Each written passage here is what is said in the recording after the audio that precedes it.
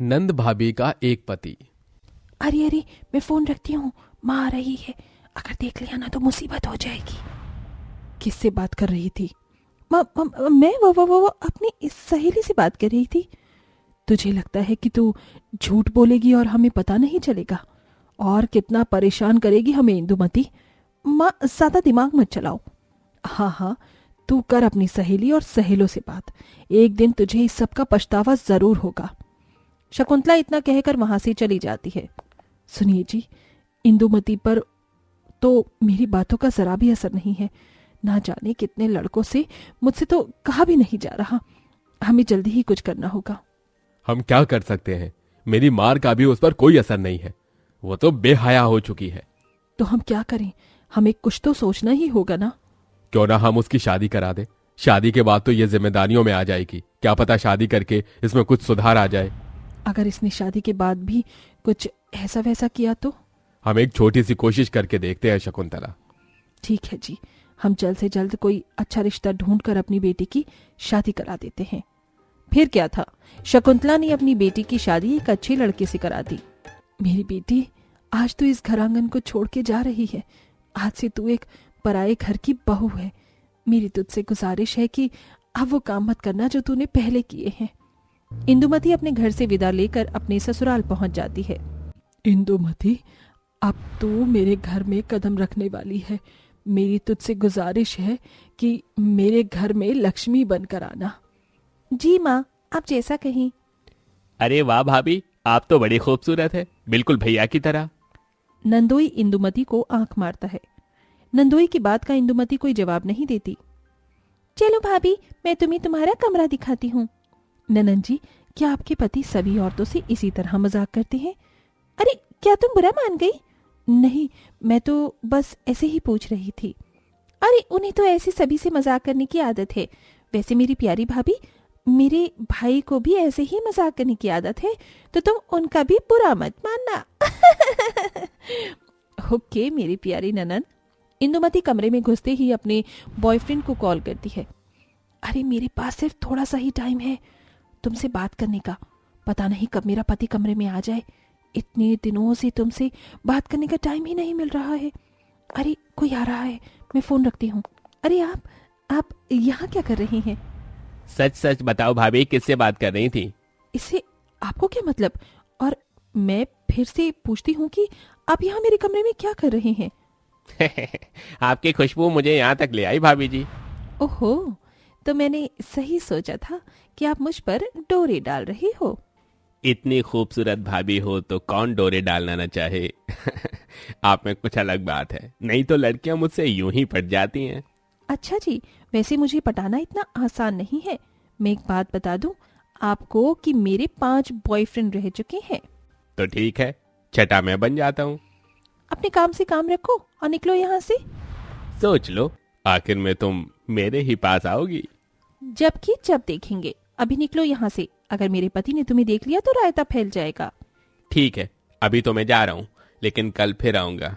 Bye bye मेरी खूबसूरत भाभी। तभी दरवाजा खुलने की आवाज होती है। अरे, कोई आ रहा है, जल्दी छुपो।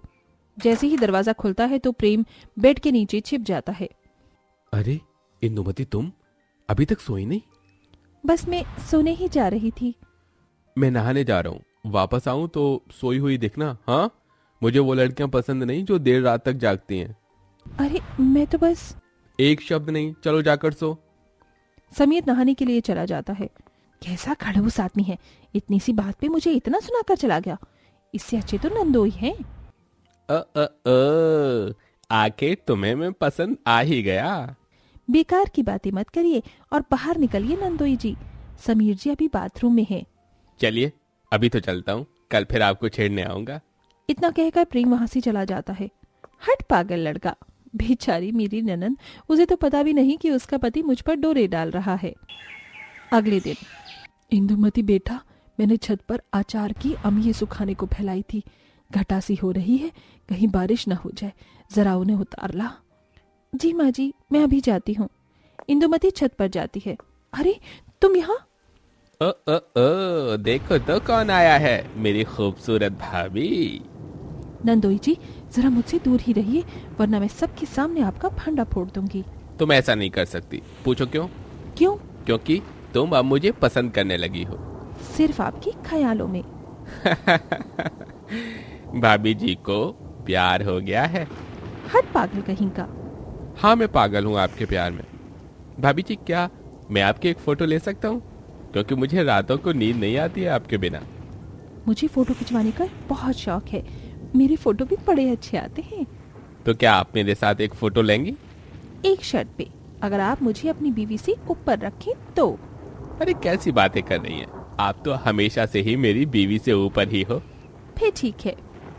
इंदुमती और प्रेम एक साथ फोटोज खींचते हैं और वीडियोस बनाते हैं, और बातों ही बातों में पता ही नहीं चलता कि कितना समय इंदुमती ने छत पर ही गवा दिया। हाय दैया, मैं तो अम्बिये लेने आई थी। हाय राम, सारी अम्बिये भीग गई हैं। अब मैं क्या करूं? बहू, क्या छत पर सो गई है? जरा देख कितनी जोर की बारिश होने लगी है। ये लीजिए माँ जी, आपकी अम्बिये। अरे ये क्या किया तूने? तू सारी अम्बिये भिगो के लाई है। तू इतनी देर से छत पर क्या कर रही थी? अरे भाभी, आप तो पूरी भीग चुकी हो। जल्दी से ये कपड़े उतार दो, वरना आपको सर्दी लग जाएगी। इंदुमती कपड़े बदल कर आती है। भाभी, मैं जल्दी से आपके लिए चाय बना कर लाती हूँ। मेरी ननंद कितनी अच्छी है, मेरा कितना ख्याल रखती है। मैं इसके साथ बहुत गलत कर रही हूँ, मुझे ऐसा नहीं करना चाहिए। एक दिन उसकी सास और ननंद बाजार गई हुई थी।